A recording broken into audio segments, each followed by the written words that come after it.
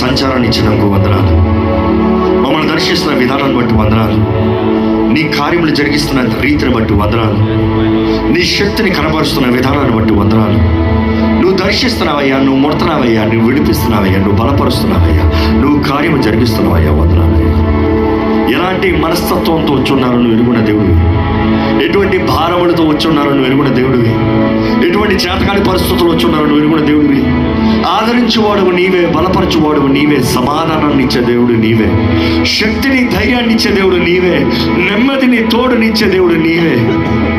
ఈరోజు ప్రభా నీ దగ్గరకు వచ్చిన వారిని ఎంత మాత్రం ఏ మాత్రం త్రోసివేసే దేవుడు కాదు కదా ప్రభా. ఈరోజు దేవా మా ముందు నీ సమయాన్ని దీవించు. నీ బలమైన ఆత్మ కార్యములు ఇంకా కొనసాగాల ప్రభా. ఇంకొన అధిక అభిషేకంతో నిన్ను ఆరాధించాలి, ఇంకా అధిక అభిషేకంతో నీ వాక్యాన్ని మేము పొందుకోవాలి.